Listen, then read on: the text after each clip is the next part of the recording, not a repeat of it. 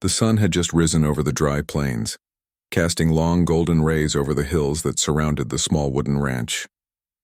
The ranch had belonged to one man for years, a quiet, reclusive cowboy named Ethan Cole. He had lived alone ever since the war took away his brothers and the drought claimed his family's cattle. People in the nearby town barely saw him anymore. He'd ride into town only when he needed supplies, speak little, and leave quickly. But beneath his silence was a man who still carried a sense of duty, a heart that hadn't completely hardened to the world. One morning after several days of heavy rain, Ethan saddled his horse and rode toward the riverbank to check his fences. The air smelled of wet earth and pine. The river had overflown in places, carrying branches and broken logs down its brown current. As he rode closer, he thought he heard something, soft cries carried by the wind. At first, he thought it was an animal caught in the mud, but when he got closer, he saw figures, 5 of them, clinging to a broken tree branch near the river's bend. They were women, native women, young and frightened. Their dresses were torn by water and mud, their hair tangled, their faces pale from exhaustion. Without a thought, Ethan jumped from his horse and tied a rope to a thick oak. The river was strong, but he waded in, the cold biting into his skin as he struggled against the current. He threw the rope toward them, shouting simple words, urging them to hold on. One by one, he pulled them toward him, his boots slipping on the slick stones, the rope burning his palms. By the time the last woman reached the bank, his arms trembled and his breath came hard, but all 5 were alive. The women couldn't speak much English, only one of them understood a few words. She told him their village had been hit by a flood. Many had been swept away. They had been walking for 2 days without food or shelter. Ethan offered them his horse to sit on while he walked beside it, leading them back toward his ranch. He didn't think of what people might say if they saw him with them. He only thought of the fire waiting inside and the dry blankets in the storage chest. When they reached his ranch, he helped them inside and lit the fireplace. The warmth spread through the small wooden room, and for the first time in days, the women began to relax. He cooked what little food he had, cornbread, beans, and some dried meat. They ate slowly, whispering among themselves, occasionally glancing at him as if unsure whether to trust him.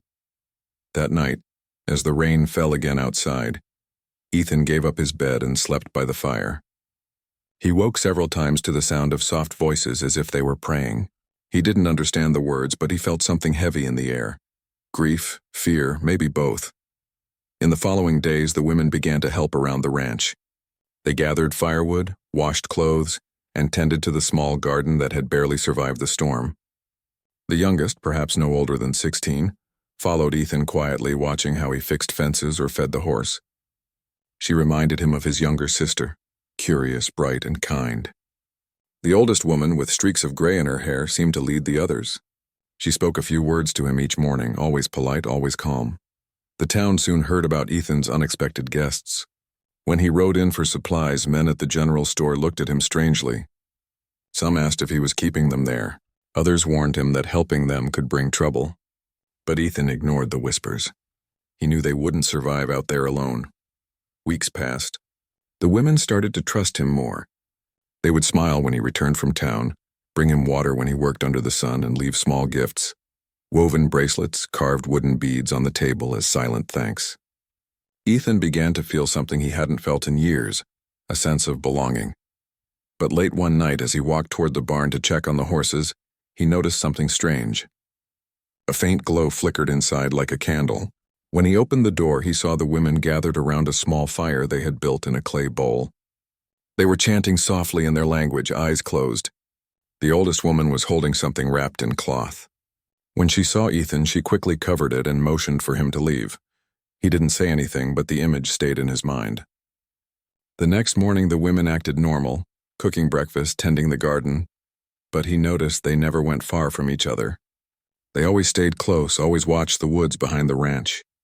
One afternoon, when he went to fetch water from the creek, he found marks in the mud, footprints not his own. Someone had been there watching. He followed the tracks for a short distance, but they vanished into the trees. When he returned to the house, the women were sitting silently inside, their eyes lowered. That night, Ethan couldn't sleep. He sat by the fire, listening to the wind outside, trying to make sense of what was happening. The women were grateful, gentle, but something about their quiet glances and secret gatherings unsettled him. The next morning, the youngest woman came to him with tears in her eyes. She said in broken English that they were thankful, but something terrible was coming. When he asked what she meant, she only whispered, "They will come for us." Ethan tried to ask more, but she shook her head, frightened. The other women came out then, and the oldest one looked at him with sadness. She placed her hand on his arm and said softly, "You are kind, man, but danger follows us." Ethan's heart pounded. He didn't know who they were, bandits, soldiers, tribesmen, but he could see the fear in their faces. He realized then that the women hadn't simply been lost or displaced by the flood. They had been running from someone or something. That night, Ethan stayed awake with his rifle beside him. The wind howled through the cracks of the windows, and in the distance he thought he heard faint drums echoing through the hills. The women huddled together near the fire, whispering prayers. He didn't yet know what terrible secret they carried, or how much it would change everything he believed about mercy, loyalty, and survival on the frontier. But deep inside, he could feel that the quiet life he had built in isolation was about to be shaken by truth that would test the limits of his compassion and courage. It all began with a single act of kindness, one man pulling 5 women from a raging river. But as the storm passed and calm returned to the land, Ethan Cole would soon discover that some storms don't end when the rain stops. They only move inside the hearts of those who survive. The morning sun rose slowly over the valley, painting the ranch in pale gold. Ethan had hardly slept. His mind was heavy with worry. The words of the young woman, "They will come for us," kept echoing in his head. He moved quietly through the yard, checking his horses, loading his rifle, and making sure everything around the ranch was in order. The women were awake early too, gathering water and tending to the fire. Their faces were calm, but their eyes carried a deep sadness that no sunlight could chase away. Ethan tried to act as if things were normal, but the unease in the air was thick. When he looked at them, he could tell they were hiding something. The oldest woman seemed to understand his confusion. After breakfast, she walked over to him. Her English was broken but soft. "We thank you," she said, her hand resting on her chest. "You good man, but danger not far." Ethan asked again, "Who's coming? Who are you running from?" The woman hesitated.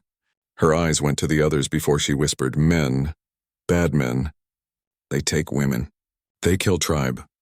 The words hit him like a hammer. He realized these women weren't just survivors of the flood. They were survivors of an attack. Maybe the flood was only part of the story.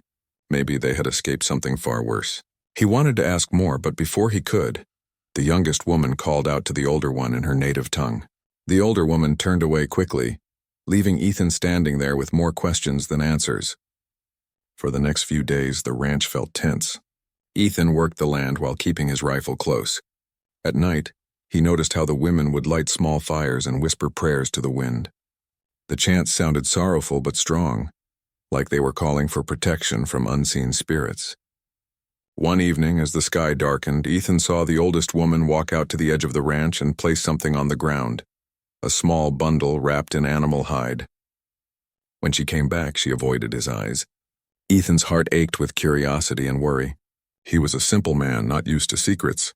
The only thing he knew for sure was that these women were afraid, and he was now part of their danger whether he wanted it or not. That night, a storm rolled across the plains again. The wind screamed against the windows and thunder cracked over the hills. Ethan sat by the fire with his rifle across his lap. The youngest woman sat nearby, staring at the flames. After a long silence, she whispered, "You brave man." He looked at her and smiled faintly. "Just stubborn," he said. She didn't understand all the words, but she smiled too. Then she said something that made his blood run cold. "They want me back. They want all of us back, but not alive." Her voice trembled, her small hands clutching the edge of the blanket. Ethan turned toward her sharply. "Who? Tell me who you're talking about." She looked at him, her eyes full of tears. "The men who came to our village. They took others. They burned everything. We run, we hide. They follow. Always follow." Ethan felt anger rise inside him. He had seen evil before during the war. He knew the look of someone haunted by violence. He stood and went to the window, staring into the storm outside.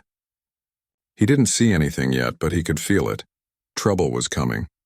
By the next morning, the sky had cleared, but his gut told him danger was near. He rode out early, scanning the trail for any signs of riders. After an hour, he found something: a broken branch, boot prints, and ashes from a small fire. Someone had camped nearby not more than a day ago. He hurried back to the ranch, his mind racing. When he returned, the women were inside, their faces pale. The oldest woman held a small knife, as if expecting an attack. "They close," she said softly.